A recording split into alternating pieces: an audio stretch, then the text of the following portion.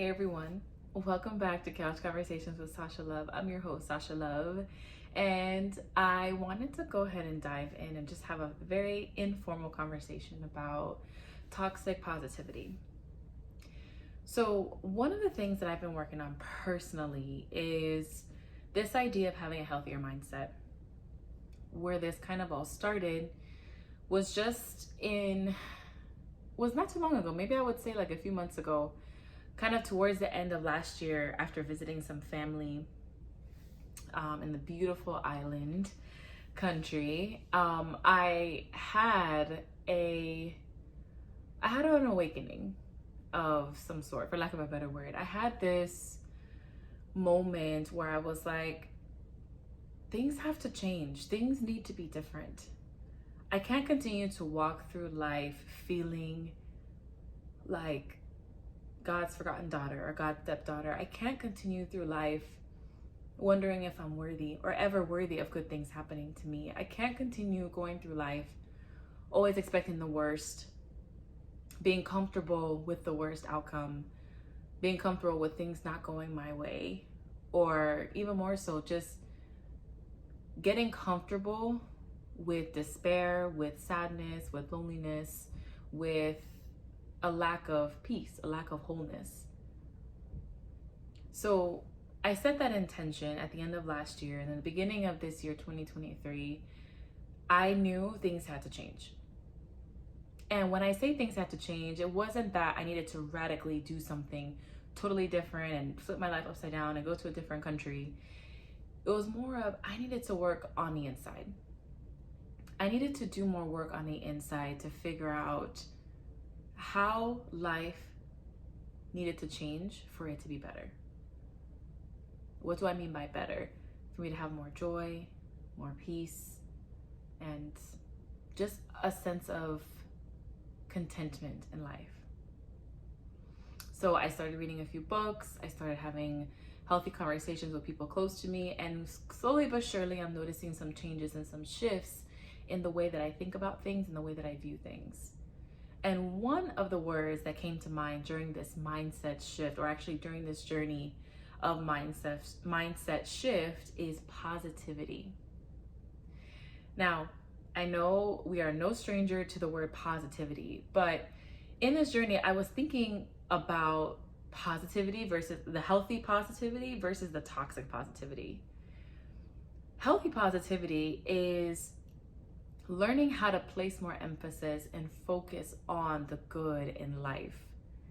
Not in a way that dismisses your current realities, but in the way that fills you with hope and peace that things can get better and that there is good even now. What does that mean? Like, for example, let's say I'm having a particularly challenging day at work. Let's say I started at 8, I was planning to leave at 4, it's already 6 p.m. and I still have work to do. It doesn't seem like I'm gonna be able to go home anytime soon. That's frustrating to me because the more time I spend at work, the less time I have at home, the less time I have to rest, the less time I have to do my own thing. And for me, an older version of me, or a very recent version of me, used to take that and spiral. I hate my job, I hate this day, I hate everything that's going around, everyone's against me. Like, I would spiral into this negative spin. In this journey of having a more positive mindset, now my focus is, okay, you know what? I accept what's going on now. The reality is I'm still working. I'm a couple hours past the time I expected to be working. It is what it is right now. What can I focus on? I'm doing something good. I'm working in line with my passions and my goals. I am doing my best and putting my best foot forward. I am seeing the impact in the lives of other people. I'm helping people address their questions and concerns. I have another day of life to breathe. I am walking on my own. I am talking on my own. My heart is beating, my lungs are expanding, and I am here. It is not an easy day, it's not a fun day, it's not an exciting day, yet even through that I am grateful that I am here. because there's an infinite amount of possibilities that could have taken place and that would have made things different in this moment. So you see, in that example, I'm acknowledging what kind of day I'm having. I'm even taking the time to acknowledge the emotions that I'm feeling, how frustrating it is, how annoyed I may be, how mad I may be. And through that, I'm also choosing to focus on, what do I have to feel grateful about? What are the healthy, positive things that I can anchor on for a moment or two before continuing on with the rest of my day? That, for me, roughly sketched out, is an example of healthy positivity. Now, allow me to give you another example. I was speaking with a medical student, and she was explaining to me how she felt like she didn't do well on the test. And when she was explaining to me the nuances of her exam and the components of the exam and how she did, in my mind, on the outside looking in, I'm thinking, well, she did exceptionally well. And I could tell she was being very hard on herself. And instinctively, I was like, hey, I think you did great. I think you did phenomenal. I think you are doing an amazing job. I think you're just being hard on yourself. And I was just going, giving her the encouragement, showing that positivity, showing her a different perspective. And she made a comment about her performance. And again, it was, I can't exactly remember what it was, but let's just say, for the sake of this example, to keep it simple, she said, I feel like I did a terrible job. And then before I could speak, she's like, I know you're going to say I'm doing great. I know you're going to say I'm doing a great job, but I feel like I did horrible. And when I heard that, I stopped. I stopped because I was starting to embark on, or starting to express, toxic positivity, which essentially is going to the other side of positivity, where I am overshadowing her experience by showing her how good things are, how good she's doing, how great she is, and not really taking the time to acknowledge how she felt. So when I heard that, I backtracked and I said, okay, it's not about making her feel the way that I feel. It's not about making her see the positives, view, or forcing her to believe the positive things that I see. It's about being present in her moment and her experience right there and right now, right then and there. So in backtracking, I said, okay, so tell me more. Tell me how you feel. Tell me the things that you did well. Tell me the things that you felt you struggled in. How would you feel if you got this score just by guessing? How does it feel like you actually knew the right answer? Maybe you didn't write it or express it the way that you wanted to, but how did it feel to know that you had the right answer all along? How did it feel to see how well you implemented a goal you set for yourself prior to this exam? And as I was conversing with her and asking her these questions, challenging her to really take a broader look at her experience with this exam, I noticed a shift in her demeanor on her own. It wasn't me saying, well, you did a great job. I think you did no, it was all her. I simply asked the questions and accepted whatever response and emotion that she had, because that is her experience. Did some positivity come out of that? It did in that case, but it doesn't always have to be. In that case, something positive came out of her experience where she felt a little bit better. She felt like she had some encouragement that was helpful for her, and she had a different perspective. And that was all on her.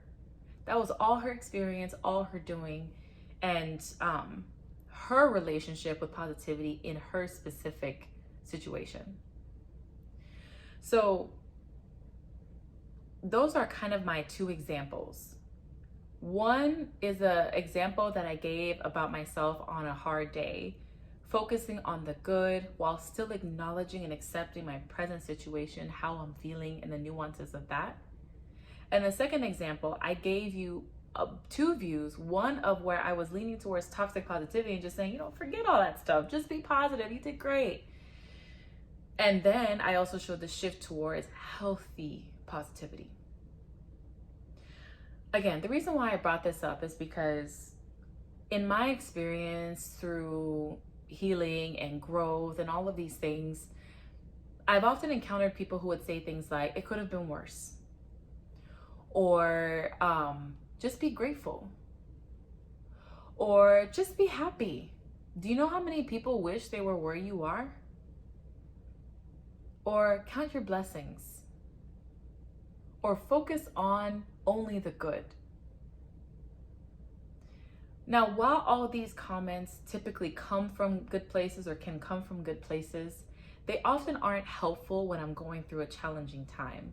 Because when I hear those comments, like at least for me, I feel like the reality of what I'm going through is being dismissed. Even Jesus himself experienced emotions of joy, excitement, but also sorrow and pain, which tells me that it is more than okay. It is 100% acceptable to have moments where we are joyful, where we are happy and content and fulfilled, just as it is okay to have moments where we are tired and sad, lonely, weary, discouraged. Now, our hope is that the days and the moments that we have joy outnumber the ones that we are carrying sorrow and pain. But nonetheless, each of those experiences, all of the emotions that we could possibly have, anxiety, jealousy, all these kinds of things exist. And by acknowledging them, it doesn't mean that we're rejecting having joy, that we're rejecting having peace, that we're rejecting having healing and growth. If anything, it shows that we are willing to fully be present in our own lives, to learn from experiences, to grow and to heal, and be real. I will say that my shift in terms of leaning more on positivity as opposed to dwelling on the heavier, darker times in my life has been healing for me, in the sense that I'm learning what it means to accept how I feel, to recognize it, to deal with it, to face it, and also have hope that things can be better. Also have hope that things will be better. Also maintain the hope that God will keep his promises. Also have hope that peace is for me, joy is for me, healing is for me, freedom is for me. And it can be very hard to simultaneously feel those things. It can be hard to reconcile that realization when you're going through a tough time. But speaking for myself, making that shift and growing and learning in that way has been super helpful in increasing my sense of meaning, my sense of peace, my sense of joy in life. So I want to encourage you to really explore your relationship with positivity. What are some examples in your life of healthy positivity? Who are the people in your life who are examples of a positive mindset from a healthy space? And on the other side too, what are your thoughts about toxic positivity? Who are the people in your life who introduce toxic positivity into your life?